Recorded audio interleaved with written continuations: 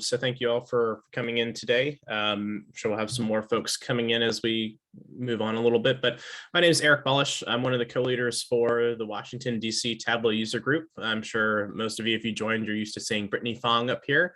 Brittany's actually stepped away from Tableau for, I guess, the foreseeable future. She's pursuing her passion of gymnastics and has opened up her own gymnastics gym. So we wish her all the best in that. But taking over in her place are myself, Cesar Pico, and Tina Cavelli. So here's our pictures here.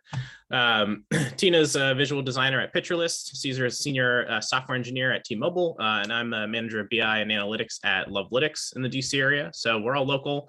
Hopefully, some of our future plans are to get back in person, hopefully in the next quarter or so, especially as the weather starts to get nicer, except for today, it's way too cold. Try to get back to in person. Always open to hearing your suggestions or how you're using Tableau in your workspace. So if you'd like to present at any future user groups, please reach out to us. If there's anybody that you would like to have present, please let us know. We're happy to bring them on and bring them in as a speaker. Today, we'll be hearing from Sam Epley, Nicole Klassen, and Christina Gorga, as well as myself. That's what our agenda is looking like. So we're going to jump into Sam's presentation on his dashboard development process. We're going to talk about a community project called DataFamCon from Nicole and Christina. And then we'll talk about back to Viz basics from myself. And then if there's time at the end, we'll stick around for some networking if anybody wants to stick around and just chat. So with that, Cesar, do you want to introduce Sam? Yeah, Sam, definitely. Your screen. So it's definitely a pleasure to introduce the wonderful Sam Epley.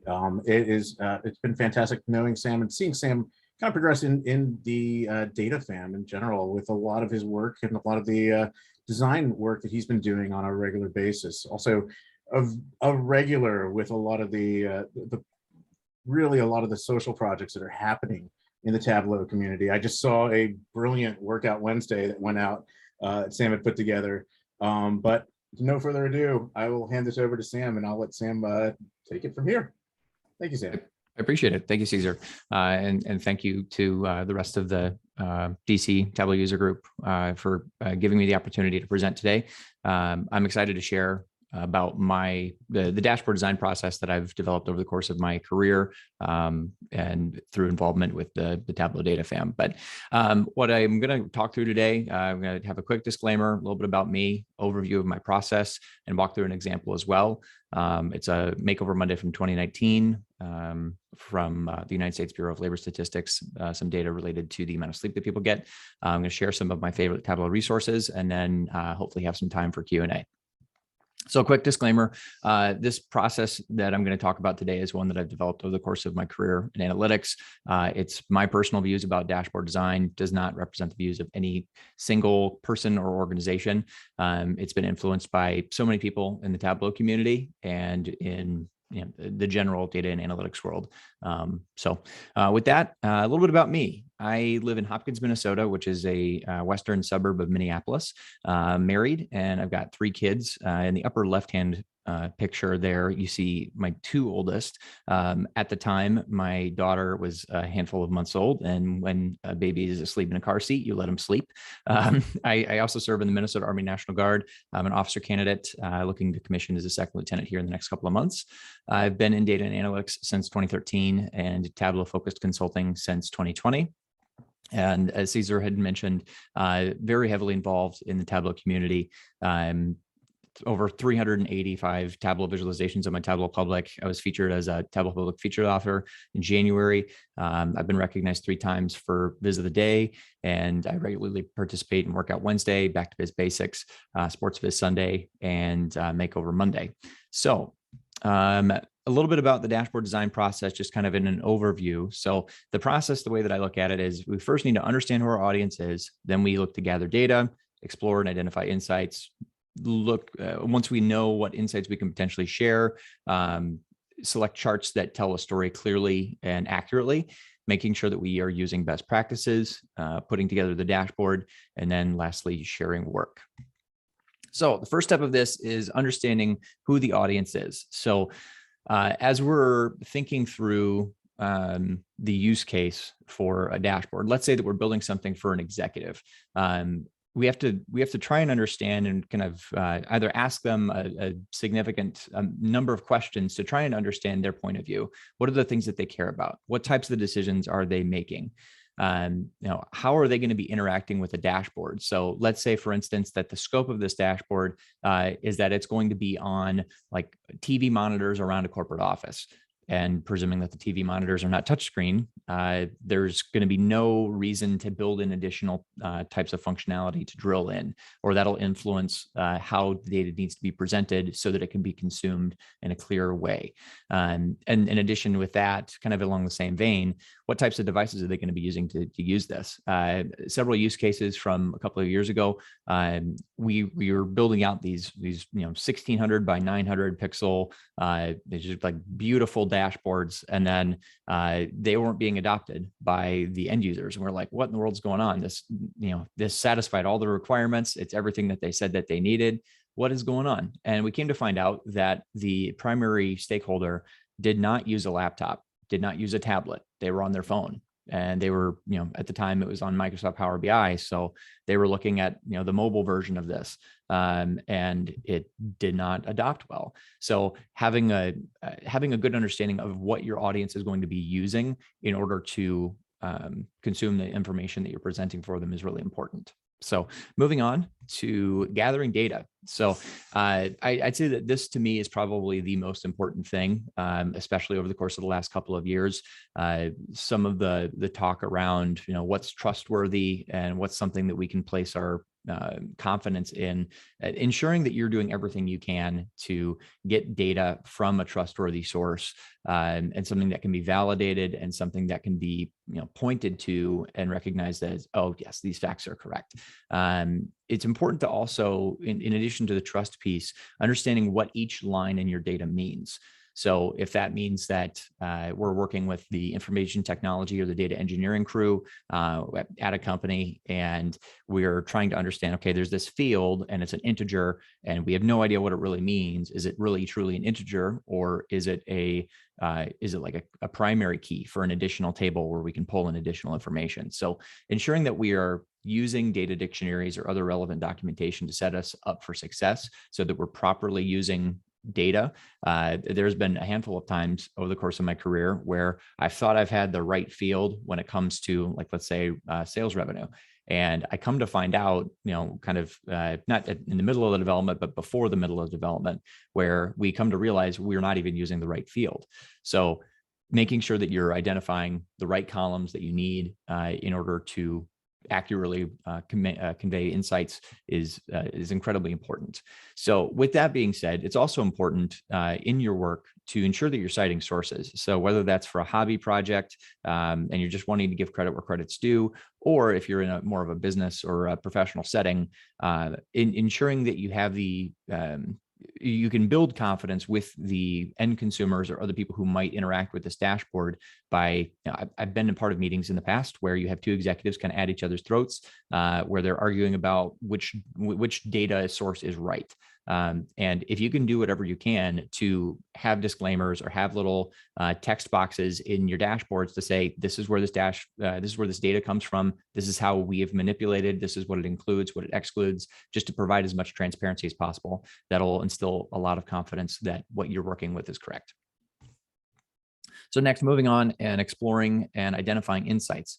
As you're for the very first time, in a lot of cases, the very first time that you're digging into your data, you're trying to look for different types of things that could be potential callouts. So whether that be trends over time, or if you're looking for relationships between different variables, or like, for instance, with the Superstore data set that comes standard with Tableau Desktop and Tableau Public, like the customer segments or the product categories or subcategories, and trying to understand, do different categories or groups behave similarly or differently, and being able to call out specific things of, if you've interacted with Superstore, you'll know that the tables subcategory is very unprofitable. So understanding that could be a valuable insight that you could communicate to the leadership team or executive team or managers or whoever's interacting with a dashboard.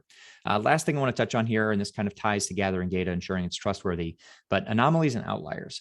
Let's say, for instance, that your average daily sales volume is $50,000, and then all of a sudden you get one day where it's $500 million. Most likely that is a significant outlier or an anomaly, or the data is incorrect. So with that would be a call to talk to the data engineering team and say, is this number correct? This seems way out of line for what we should normally expect. But being able to track down and pinpoint specific pieces about this allows you to have some semblance of an idea for what types of stories you can then tell. Then once we've identified some insights that we can potentially communicate, the next step is trying to pinpoint the probably the best type of visualization that satisfies and clearly communicates what you're trying to convey. So, with the prior example of like profit by subcategory, like a bar chart could be a really good example, because it's very clear. You're encoding the length of, you're encoding a value with the length of the bar, which bar charts they're very simple. In some cases, they're kind of boring, but they're very good at communicating the data. When it comes to bar charts, they work really well. There are some best practices that you should obviously adhere to, which we will get to in the next point here. But another way of doing that by dimension is a tree map, which if you imagine like a rectangle and it's basically broken down into different little sections, tree maps can be really, really helpful for understanding what's going on. I will say that if you have negative values, it is not a best practice to use a tree map, because how do you encode a negative value where you only have like positive values of space? So just be thinking about that as you're going through that. Values over time, that's where you get your lines, your area, and your Gantt charts. If you ever worked in construction management or know people who do, Gantt charts are really helpful for project planning and project management. When it comes to geographical data, maps are they're a common sense thing for displaying things where they took place. When it comes to comparison, I'm a big fan of bullet charts, where it allows you to put in historical values and see like progress towards a goal. So bullet charts are really cool.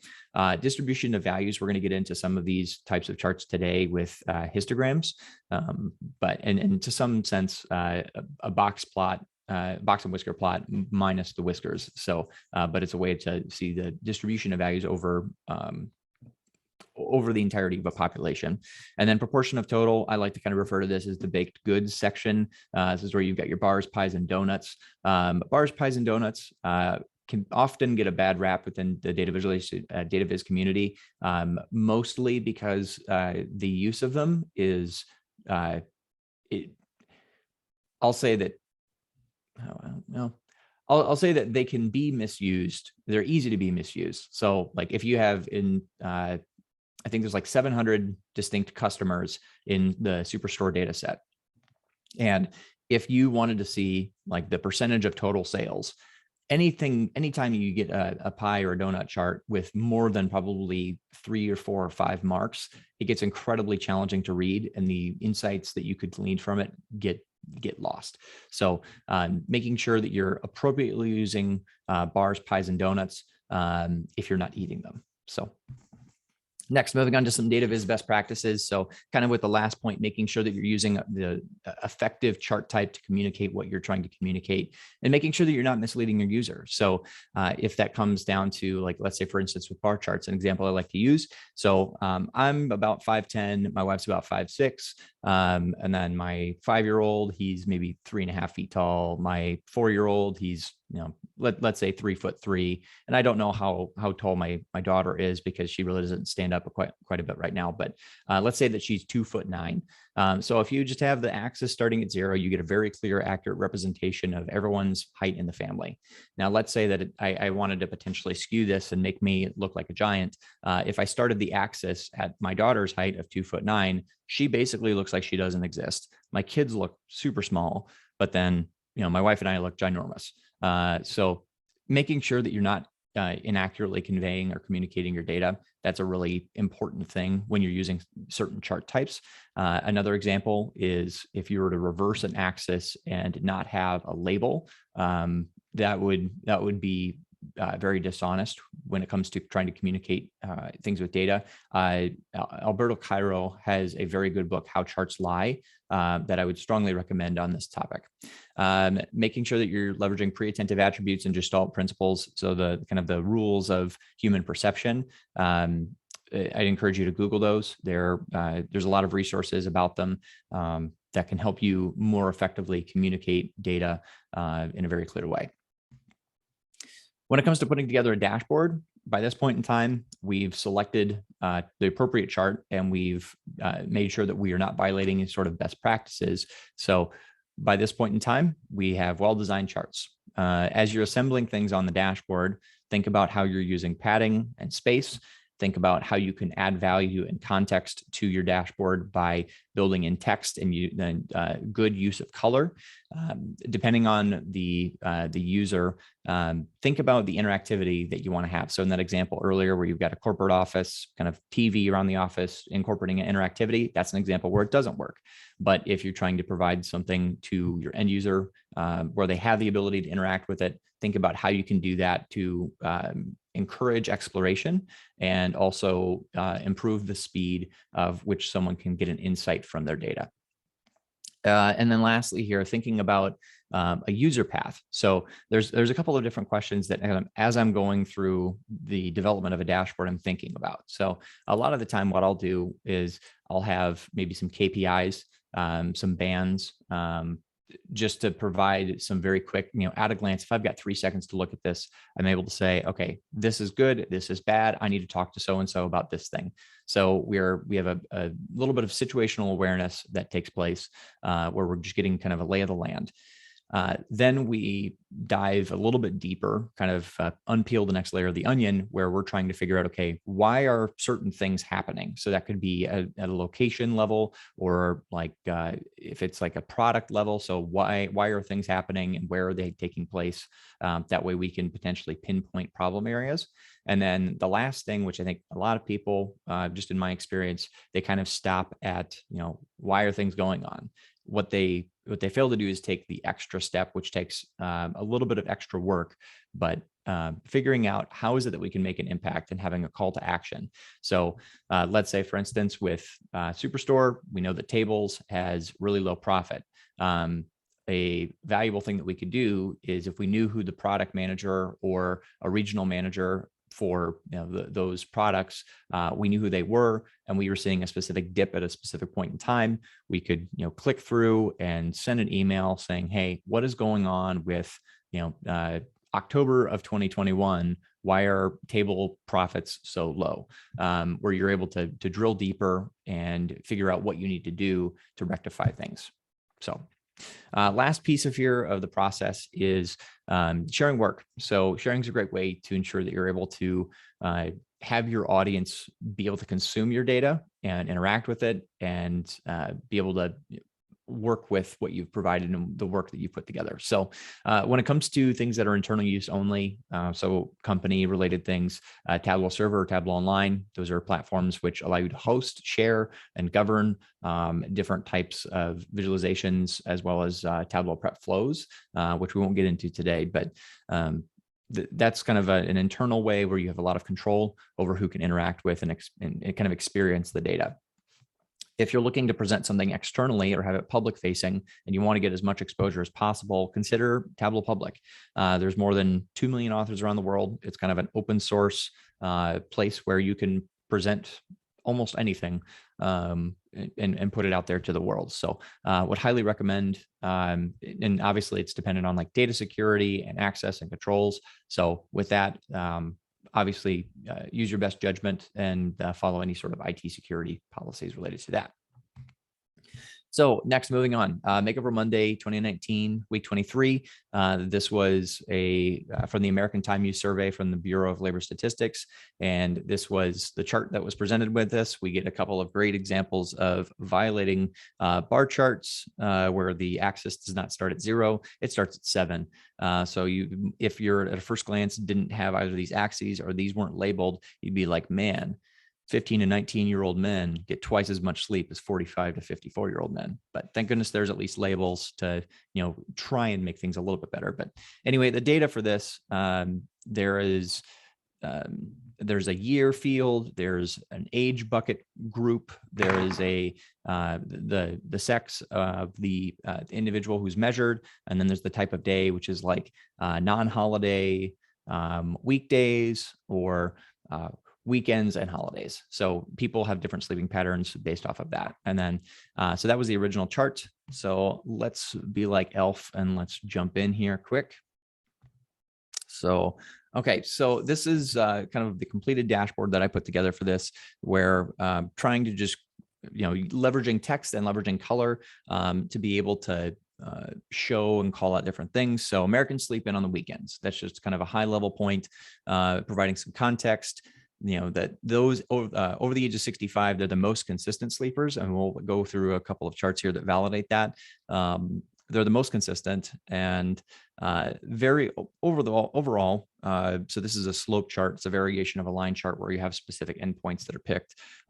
Overall, the amount of change is not dramatic between 2003 and 2017, but there are some groups that went up. There were some groups that went down. So with this, if we start to dig into specific insights, so this is the average hours of sleep per day, broken out by year, and I have, based off of the selection on the previous page, groups that are in those sets.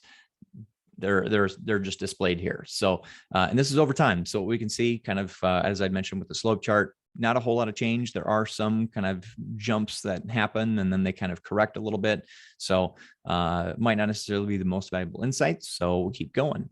This is what I like to refer to as a, what do I call it? A jitter plot, jitter scatter plot, basically, where it's spacing out the points so it can see a little bit more of how densely they're packed and where things are sitting. So what we see here is that weekend days and holidays, there is a significant, there is more sleep that takes place there compared to non-holiday weekdays. Breaking it down by sex, there's nothing there, no real big difference. Men have a little bit wider spread and a little bit more of a concentration here towards 8 hours, but for the most part, there's not a huge difference. By age, this is the moneymaker here. So these on the upper ends, these are all of the weekends and holidays. And then here are all of the non-holiday weekdays. Basically, what we can see is that different age groups, pretty much almost everybody except for those over the age of 65 are getting more sleep on weekends. And what's interesting about this is that, as you're young, you may have less responsibility. The likelihood that you have kids is probably a little bit lower. So you're able to get a little bit more sleep. As soon as you're in a career, in a profession, you're a parent, there are different demands for your time. So kind of intuitively, that makes sense that you'd have less sleep. But then once you get 65 and older, the retired community, that's a lot of folks in there. So thinking about, this is similar to the year line chart that I had, but this is the jittered version of it. Not super valuable, just like the line chart was. So using a histogram here. So a histogram, basically it's the proportion of things that are taking place inside a certain band. So this is bucketed by quarter hour, and I'll use this one because there's a lot of context here. But overall, from the total population, that's in gray, and that's what the mark here is. And then for the selected population, then there is, this section here is 45% of the selected population. So that's what that is. And like, if we wanted to show the type of days and look at weekends and holidays, we can see that makes sense. That's accurate based off of what we had seen. So that is basically how to encourage interactivity into a dashboard with a dashboard design process. Let me get back here to my PowerPoint. There we go. Okay, so I want to take a couple of minutes here, run through my favorite resources in the Tableau community. Tableau's e-learning platform, that's how I learned Tableau 2 years ago. Tableau's knowledge base, getting plugged into a Tableau user group. You're already here, so good on you for doing that. Attend Tableau conference. It's in person in Vegas mid-May. I know that tickets are still available at the time that we're having this meeting. So would highly recommend, if you haven't done so already, if you can't attend in person, there's a virtual option as well. And it's a fantastic way to get plugged in with different people in the community and to learn a ton. Follow Tableau Visionaries, formerly known as Tableau Zen Masters, on social media. Follow the DataFam on Twitter, and then participate in public challenges. Workout Wednesday, kind of a technical challenge, back to Viz Basics. Eric will talk about that later here. And then Makeover Monday. No longer actively run as a program, but there's like 300 data sets out there that people can use that are clean and ready basically to be visualized. And then read some books about Tableau and data visualization. So 4 of my favorites, when I first started getting involved with Tableau and data visualization: Storytelling with Data, Cole Nussbaum and Affleck; Big Book of Dashboards by Wexler, Schaefer, and Cottegrieve; and Makeover Monday by Andy Kriebel and Eva Murray; and Practical Tableau by Ryan Sleeper. And we got a couple minutes here for Q&A. Would love to hear any questions you have, either about my process or resources or the Makeover Monday that I did, or anything really for that matter.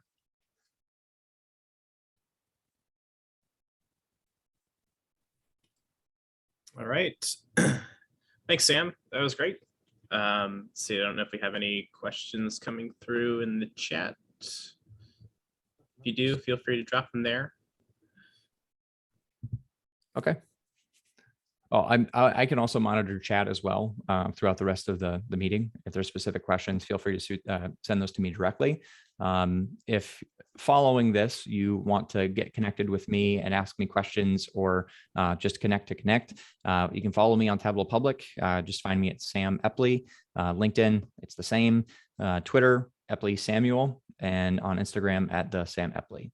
So I will yield the floor if there are no questions at this time.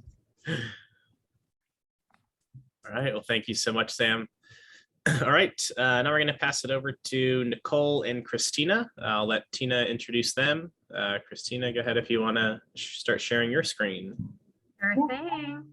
All right. So Nicole and Christina are going to talk about DataFamCon. There's new community projects. So just a little background on the both of them. Nicole has been working with Tableau for 6 years, and her hobbies are reading, hiking, musical theater. If you haven't seen her Iron Disqualifier this year, it was amazing, and it was on that topic, as well as this new community project. And Christina similarly has been working with Tableau since 2016, and she has won several awards. So the Michael Cristiani Community Award in 2018. She's also working as part of a member of the Data Plus Women chapter, and then is also has previously presented at the Tableau Fringe Festival. So if there's anything I missed for both of you, feel free to add, but thank you both for coming and looking forward to it. Thank you, Tina. Thank you. Thank you.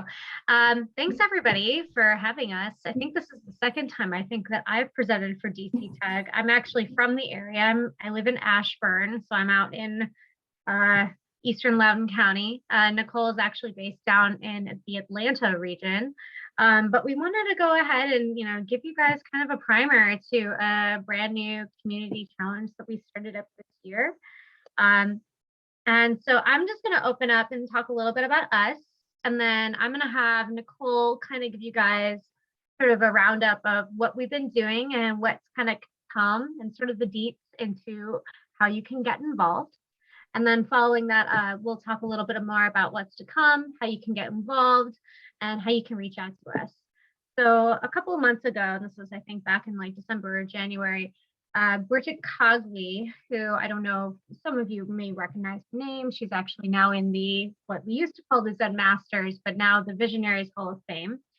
She has been instrumental in, creating a very like collaborative community environment on a lot of different issues, including like data ethics. But one of the things that she was looking to do in the wake of Makeover Monday, kind of going into dormancy, looking to see if there were, chances for collaboration and community challenges out there that wanted to start up.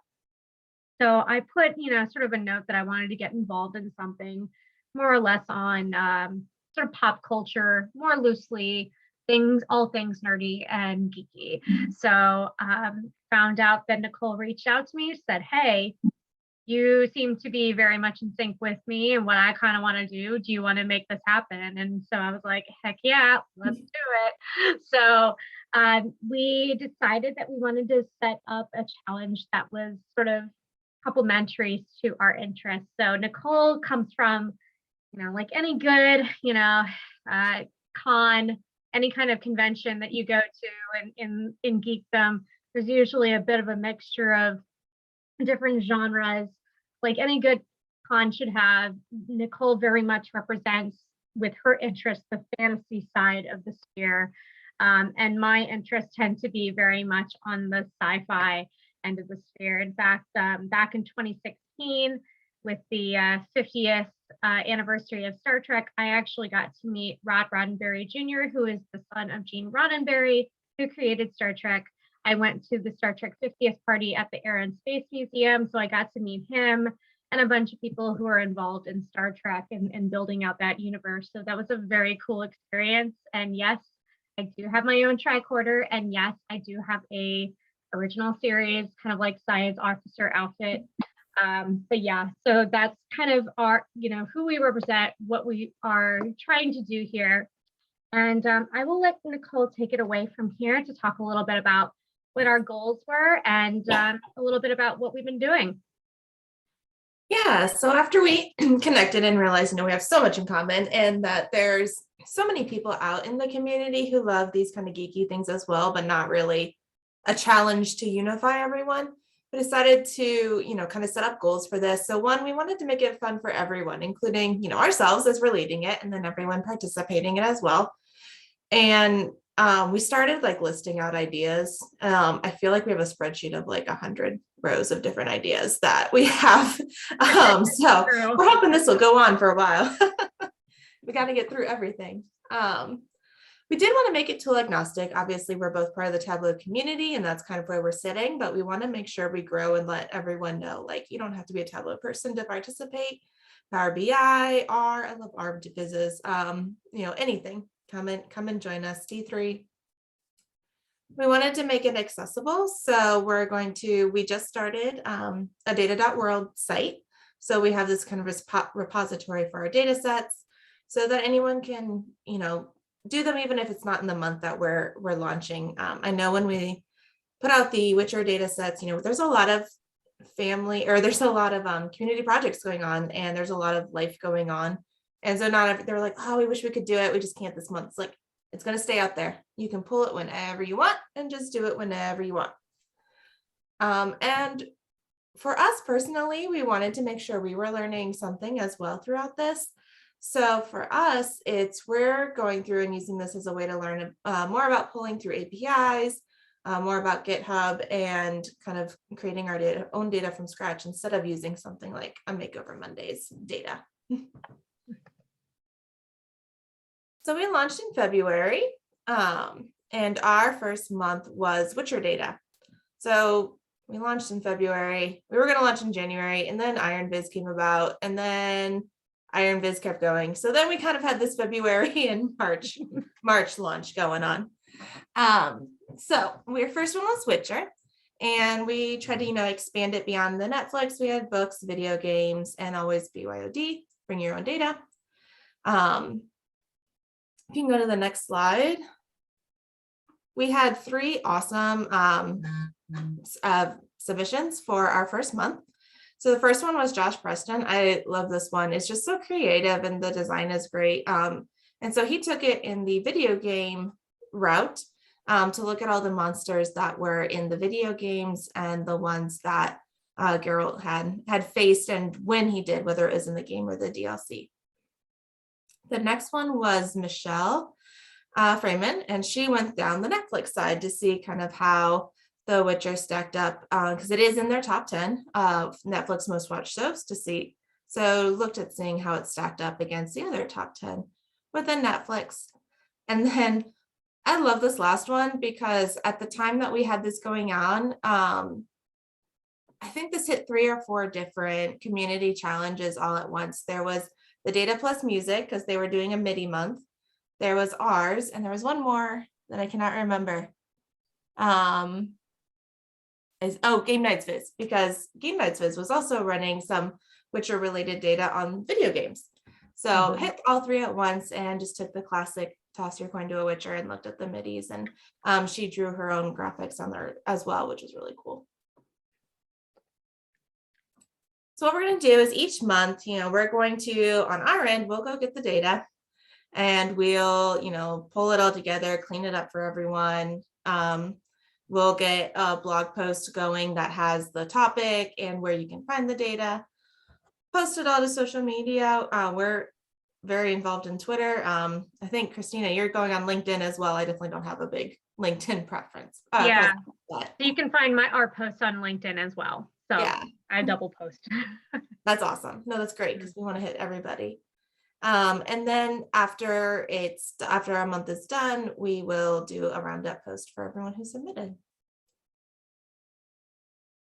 So of course, May is coming up and we have to do Star Wars for May. So I mean, it's Star Wars Day. You have to do Star Wars for May. So on the 1st or 2nd, I guess we haven't actually decided, but at the beginning of May, we're going to post out our data sets. We have so many data sets. I've got, what do we have? So many. So many. There's a lot, but that's good. Yeah. There's the music from all the movies and TV series. There's the IMDb data for the movies and TV series. And I found some data sets which are cooler, just like all the data around like all the planets and all the characters and all the species. So we hope to see some really cool things coming out in May. Yeah, I'm really excited about it, especially as like a long time. Well, now that when Disney bought Star Wars, in the past, there was a whole series of books that were written that they now call the Legends versus canon. So now the Disney side of it, once they bought it, they call things now canon under that time frame. So anything time after they bought the Lucasfilm Star Wars brand. So it's going to be interesting. So I'll be really interested to see what people pull together, especially from the stuff that's kind of from the 80s and the 90s before the prequels were out. So there's a lot of really cool stuff. So check out the data. There's a lot to sort of explore. It can be a little overwhelming, but we want to put it out there for everyone so you can kind of pick and choose what kind of adventure you want to have. Yeah. So that closes our demo, our little chat about DataFamCon. So again, reiterating what Nicole said, go ahead and subscribe and follow our blog. We're on Medium. You can literally just look up DataFamCon. That is how you can follow us. Of course, you can get the data from our data.world page. We're going to be separating it out by project, by month. So that way you can easily find stuff from previous months, kind of similar to the way that I think Project Health Biz and also Makeover Monday kind of organize theirs. And then when you decide to create a quiz, go ahead and once you're done publishing, wherever you want to place it, whether it be Tableau Public or on your website or anywhere else pretty much, you can go ahead and add your entry to the tracker and then go ahead and tag your viz either on Twitter as well as on LinkedIn. And you can also reach out to me on LinkedIn and tag me and Nicole as well there. And I will take a look at that as well. But go ahead and use the DataFamCon hashtag. And then of course you can follow us on Twitter. Nicole is at Nicole Klassen 12. I am at Style Steamed. And Nicole and myself, we're both going to have a presence at Tableau conference. Nicole on the virtual side, I will be in person. So if you ever want to get a chance to talk, chat. I'm also hoping, and I need to actually put this together this week, I'm hoping to have some swag to give out to people with DataFamCon logo and branding for stickers and for pins. So if you want to come catch me in the community hub at Tableau Conference, that is where you can find me. So we're really looking forward to it, and we're really looking forward to people getting more involved across the year to come. And that's it. Great. Thanks, Christina and Nicole. I had a cringeworthy joke I wanted to make sure I got in there, that if you weren't sure which day to release the Star Wars data on, you can always go with the 4th. So just the other Yeah, option. that might be what we end up doing. All right. Well, thank you so much. You can jump into my presentation on another Tableau community project. So if you're kind of new to Tableau and you're not exactly sure what all of these projects are, basically, there's a lot of folks in the Tableau community, like Nicole and Christina and myself, who want to create different projects over different types of things that we're passionate about. So, you might have heard of Makeover Monday. That's probably the most popular, and Workout Wednesday. But basically, there are all these different things that we can get involved in to, just hone in on our Tableau skills in a different way, work with different types of data. So with that, I wanted to create a project called Back to Viz Basics, and we're going to go into everything you need to know about that one. So like I said, my name is Eric Ballish. I'm manager of BI and analytics at Lovelytics, located in Arlington, Virginia. Also a trainer for millennials in data. It's a nonprofit started by Tableau visionary Chantilly Jagernoth. It's meant to help bridge the data literacy gap between students and the professional world. So if you want to learn Tableau and learn from a Tableau visionary, you can check out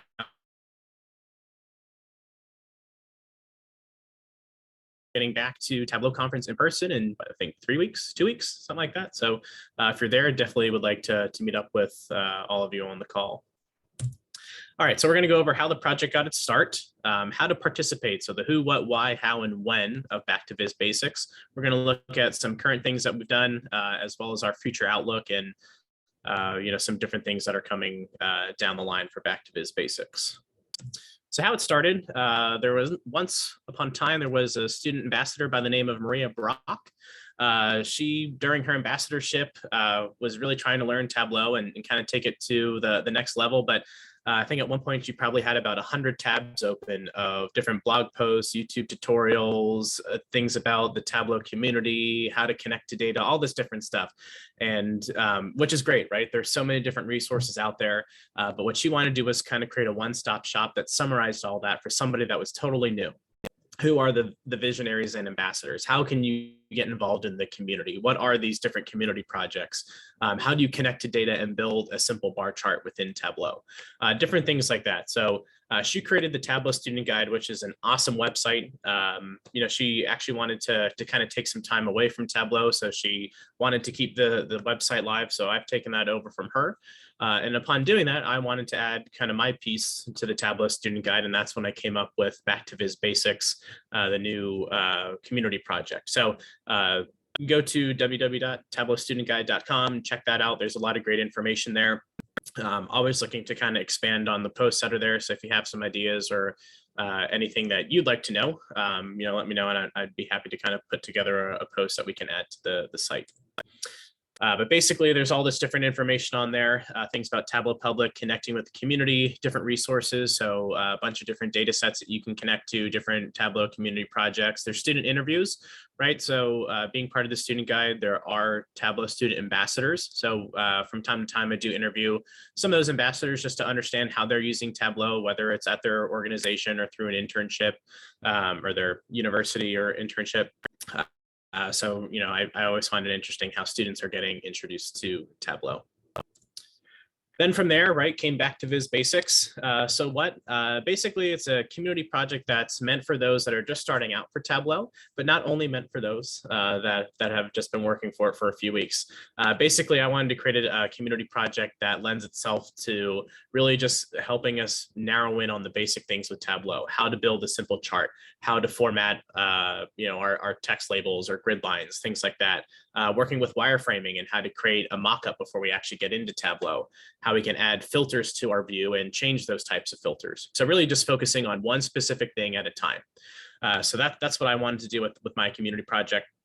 Because some of them I think can be a little daunting with really large data sets. And if it's a topic that you're not totally familiar with, maybe it's something that you don't want to participate in. So I wanted mine just to kind of focus on one specific thing at a time. The Who, like I said, it's meant for newer users. So if you're new to Tableau, this is a great project for you because we're just going to be working on little things every other week. For more experienced users, right, this is a chance for you to come back to some of these basic skills and try something new.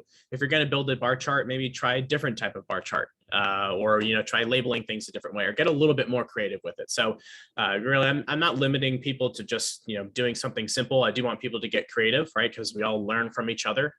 So we're all at different points in our Tableau journey. So you might see someone do something super creative and that might intimidate you a little bit, but just think of it as a way for you to learn from them and try something new in your dashboard. So it's meant for everybody, not just for those newer to Tableau, but definitely a community project for those that are newer to get started in. The why, right? Tableau can be tricky. Instead of having to work on building a whole dashboard that has this whole story element to it, all your colors are tied together, right? We can just focus on one specific chart. We don't have to do anything complicated. We can just, work with maybe a few calculations and get the chart designed in a clean and simple way. But back to Viz Basics can help us focus on some of the things that I have listed here, like using colors purposefully and for reinforcement. So you can see in this chart here that I have, right, we've used colors to pinpoint maybe the high and low in each quadrant. Right, we can work on focusing on things like our font type, choosing the right types and styles, trying to use different sizes to communicate, a title versus just a smaller label. We can work with formatting. You can see it here on this one. We just have grid lines going across on our rows. We don't have grid lines all over the place or a border around the whole chart. So focusing on small little things like that can kind of really elevate our visualizations. Taking a look at the data and understanding trends in it, and then just keeping things simple and clean. Sometimes we really like to overcomplicate our dashboards and our charts with a lot of different things. This one is relatively simple. And we're able to get a really good idea of what they were trying to portray here. The how. This is kind of a timeline of or how you can get involved in the project. So follow me on Twitter at Ready Set Data. I always post the announcement for the data set there. I also post it on LinkedIn as well. So you can follow me on LinkedIn. I'll always post the announcement of the new data set in both places. You can go to the Tableau student guide on the Back to Viz Basics tab. There is a section there that lists out the week, the challenge, and the link to the data set. From there, you'll want to go over to data.world. Data.world is where I host all of my data. So you can create an account on there. You can follow Back to Viz Basics on data.world. From there, you'll be able to see the prompt for that week. So I'll say, hey, this week we're working on a bar chart. Here are the different things that I want you to consider. The data that we're working from comes from this organization, and I'll give you a little bit of information about the data. I'll put it up there in CSV format and a regular Excel workbook format too.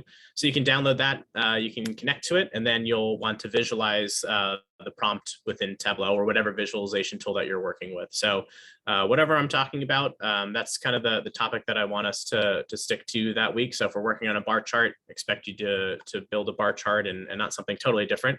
But just try to keep some of the things that I mentioned in mind from the prompt in mind as you're busy.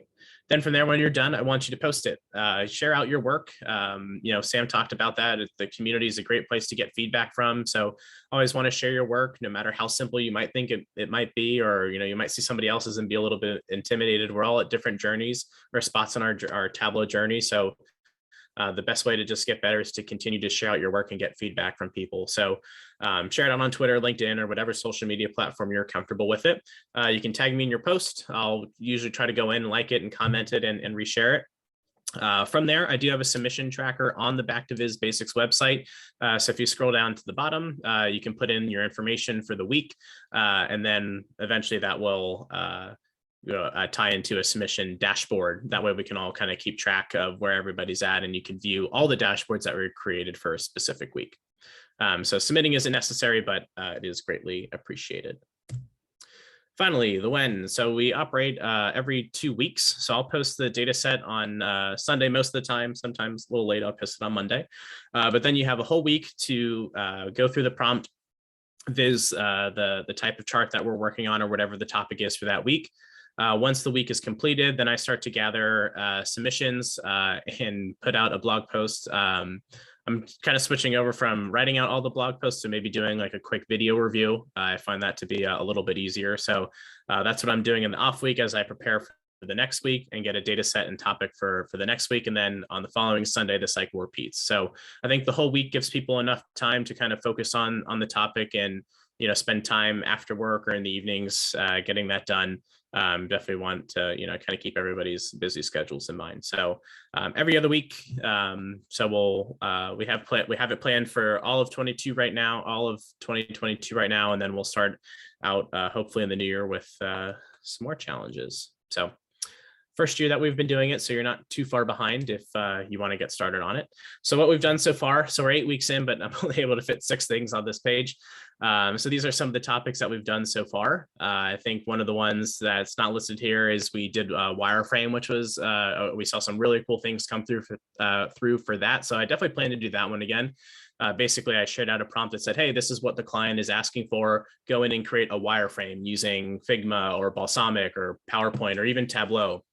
And so seeing what people created with that and their process for just doing a sketch was absolutely incredible. That was one of my favorite ones so far. But like you've seen, we've worked on scatter plots, text tables, using color purposefully, dealing with outliers was a collaboration that we did with Game Night Viz, another Tableau community project. So definitely plan to do some more of those. Some of our stats so far, these are a little outdated, but probably not too far off. So here are some examples. So I have some examples of folks that are a little bit newer in the community, and then other ones from folks that have been around for a little bit longer. So this was our first week with working with bar charts. I really like one of the themes that I saw was kind of this bar and line with all of the percentages lined up. I like this because I can quickly just go down and see what the actual value is. So I did see this theme happening a lot. I really like the one on the right. This is one of my favorite ones for our teaser week. I feel like this is something I would print out and put on the Thanksgiving dinner table for my, any other data nerds in my family to take in. And then I really like this one from Autumn Batani in the Tableau community. She gave us 4 different types of bar charts and her thoughts on each and why one might be better than another. All right, because I thought this was so creative because we can design a bar chart probably 12 or 15 different ways. But the way that she did this, she kind of took us through her process and why one might make more sense than another. Week 1, we got into looking at our scatter plots at the winningest coaches in men's Division I basketball. I really liked these 2 from that week. This was kind of a different type of scatter plot, looking at wins going down and losses to the right. And I really like the choice of color in this dashboard as well. And then this one is from Sarah Bartlett. She did a great job with kind of summarizing where all of our points are falling and then giving us the totals at the end of each quadrant that she created. Also, great use of color in this dashboard and adding the annotations in here. Week 2, we focused on line charts, dates and line charts. Again, great use of color. And a few people got a little bit more technical and went into the Trellis charts to split it out by different countries. I always think those are pretty cool. So what's next? So we definitely want to do more collaborations with some other community projects. Maybe I don't have DataFamCon on here, but definitely would like to work with Christina and Nicole on and do a collaboration with them. Also working on putting together a submission tracker. That way, right, when we're doing a week on KPIs, right, somebody can go into the submission tracker and see, you know, the 20 people that created dashboards for that week and look at 20 different types of KPIs that people created. So definitely just want to kind of summarize all of the submissions together that people put, you know, because we are working on specific charts at a time, can definitely give you a good idea of, you know, all the different types of ways that you can build one particular chart. That's all I have. So pretty quick, but you can contact me, Ready Set Data on Twitter, reach out to me on LinkedIn at Eric Ballish, or you can use my email here. I'm happy to, you know, if you guys have any ideas on different challenges that you would like, if you're new to Tableau or just something that you want to work on, please let me know. Would love to incorporate that. Also, always looking for data sets. I find that to be the most, I was shocked to hear that Nicole and Christina said that they have tons of data sets. I think that is the hardest thing leading a community project, is coming up with a data set and a topic that, you know, kind of work well together. So that's been a challenge, but yeah, it's been great so far. And if any of you on the call have participated, I really appreciate that. But yeah, that is all I have for today. We would love a collaboration. And we All have a right. ton of data for Star Wars, because like there's just a ton Let's of do data it. for Star Wars. Like We can do other that. Chat with topics, us. other topics Come, are come. struggling a little bit. Come to the dark side. Yeah, we can do it. All right. Well, on behalf of DC Tug, on Tina and Caesar and I, thank you all for joining us today and taking some time out of your day. Thank you to Sam, Nicole, and Christina for volunteering to speak today. The recording from today's session will be up on Tableau's YouTube probably at some point later this week, so that should be shared out with all of you via email. You know, we are happy to be back. It has been over a year since the DC Tug met, so spread the word to all of your coworkers. We are back. We're going to be a lot more active in 2022. We're looking to do maybe another virtual meeting in the near future, but hopefully do some meetups over the summer since we can finally get back to in person. We'll stick around for another half hour here if anybody wants to just chat for any networking or anything like that. But if there's no other questions, I think we can wrap it up.